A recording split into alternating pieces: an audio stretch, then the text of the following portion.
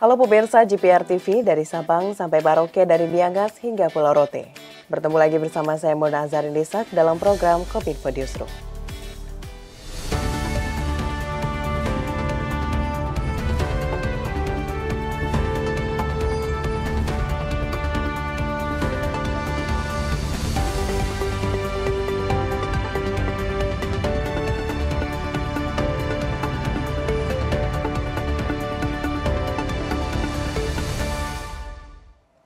Kita ke informasi pertama pemirsa. Hari ini Wakil Presiden Republik Indonesia Ma'ruf Amin meresmikan peluncuran rencana induk percepatan pembangunan Papua dan sistem informasi percepatan pembangunan Papua di Kota Sorong, Papua Barat Daya.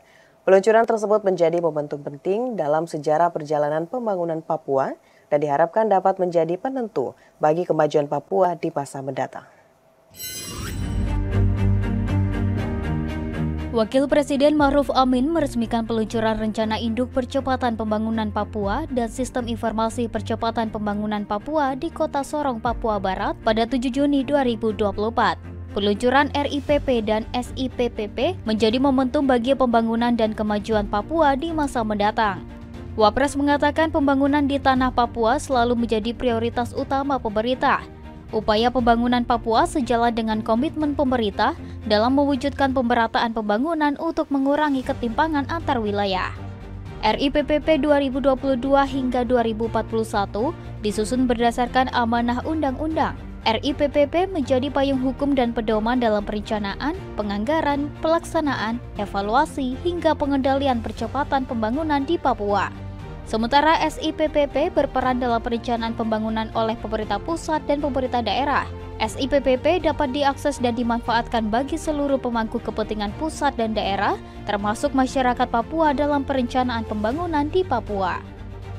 Untuk itu, kebijakan dan strategi pembangunan Papua terus didorong demi menguatkan peran pemerintah daerah otonom baru dalam meningkatkan kesejahteraan orang asli Papua, salah satunya melalui penguatan regulasi.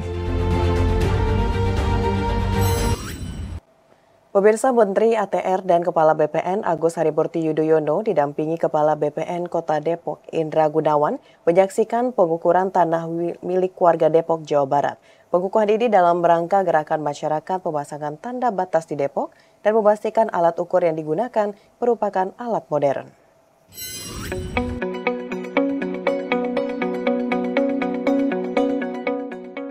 Menteri Agus Harimurti Yudhoyono bersama Direktur Jenderal Survei Pemetaan Pertanahan dan Ruang Virgo Erestajaya beserta Kepala BPN Kota Depok Indra Gunawan melihat alat-alat pengukuran yang digunakan kantor pertanahan Kota Depok.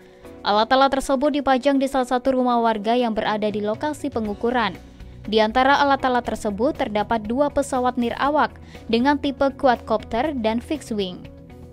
Dalam kegiatan ini, Menteri AHY juga menyaksikan proses pengukuran 7 bidang tanah seluas 2.000 meter persegi oleh petugas ukur kantor pertanahan Kota Depok yang ditetapkan menjadi lokasi program pendaftaran tanah sistematis lengkap 2024.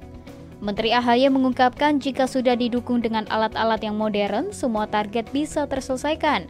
Dengan begitu akan semakin banyak masyarakat yang bisa menerima sertifikat tanah.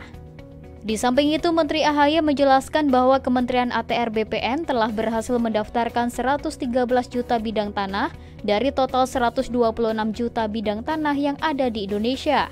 Sementara untuk di tahun 2024, targetnya bisa mewujudkan 120 juta bidang tanah terdaftar.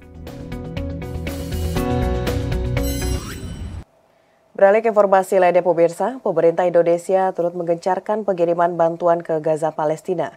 Salah satunya melalui penyediaan rumah sakit dan tenaga medis yang bekerja sama dengan negara mitra di Timur Tengah.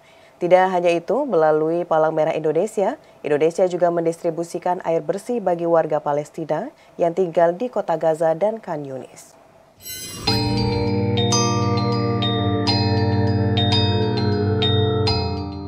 Presiden Joko Widodo menginstruksikan Menteri Pertahanan Prabowo Subianto untuk mengirimkan tenaga kesehatan hingga penyediaan rumah sakit ke Gaza, Palestina. Menhan Prabowo Subianto menjelaskan pengiriman tenaga kesehatan dan penyediaan rumah sakit lapangan di Gaza dilakukan bekerja sama dengan negara-negara Timur Tengah yang sudah menjadi mitra pemerintah Indonesia, salah satunya Uni Emirat Arab. Prabowo merinci Uni Emirat Arab sudah mengoperasikan rumah sakit di Gaza, Palestina, sehingga Indonesia dapat bekerja sama dalam hal evakuasi dan pengobatan warga setempat. Memberi instruksi kepada saya, kita siap mengirim rumah sakit, mengirim tenaga kesehatan kita di dalam Gaza, bekerja sama dengan beberapa negara mitra kita, terutama negara-negara Timur Tengah, ya, yang juga sudah mengoperasikan rumah sakit di situ, yaitu Uni Emirat Arab. Pada kesempatan lain, relawan Palang Merah Indonesia menjalankan misi kemanusiaan dengan mendistribusikan air bersih untuk warga Palestina yang tinggal di kota Gaza dan Khan Younis, Palestina pada awal pekan ini. Selain itu, PMI juga akan melakukan asesmen untuk mengetahui sejauh mana jangkauan kebutuhan air bersih agar penyaluran airnya diperluas ke seluruh wilayah di Palestina. Panglima TNI Jenderal TNI Agus Subianto menyatakan menyiapkan brigade yang terdiri dari 4 batalion untuk dikirimkan sebagai pasukan perdamaian ke Gaza, Palestina. 4 batalion itu terdiri dari 1.212 personel yang tergabung dari batalion support, batalion kesehatan, batalion Zeni, dan batalion perbekalan.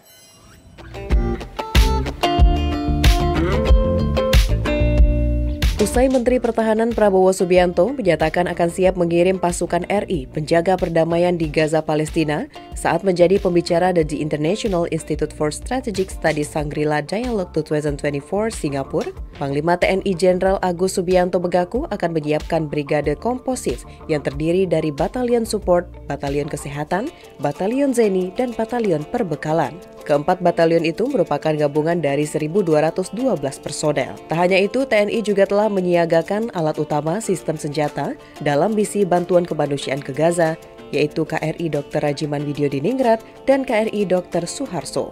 KRI Rajiman diawaki oleh 163 personil dan memiliki fasilitas 160 tempat tidur pasien. Sedangkan KRI Suharso akan mampu menampung 40 pasien dan mengangkut 500 personil. KRI Suharso juga dapat mengangkut 14 kendaraan taktis dengan berat maksimal masing-masing 8 ton. Lebih lanjut, selain Rumah Sakit Pusat Angkatan Darat Gatot Subroto dan Rumah Sakit Panglima Besar Sudirman di Jakarta disiapkan untuk menampung pasien dari Gaza, Palestina yang dirawat di Indonesia. TNI juga menyiapkan 2 alternatif, yakni Rumah Sakit Lapangan di Gaza dengan kapasitas 100 tempat tidur dan rumah sakit di 3 lokasi terpisah. Sedangkan untuk kendaraan pendukung, diantaranya 17 kendaraan logistik, 2 unit kendaraan sanitasi, 1 ambulans, 1 unit kendaraan BBM, 1 unit kendaraan komunikasi mobil, 1 unit kendaraan dapur lapangan, dan 1 unit forklift. Pemirsa, usai jeda pariwara, kami akan kembali dengan informasi lainnya. Tetaplah bersama Kominfo Newsroom.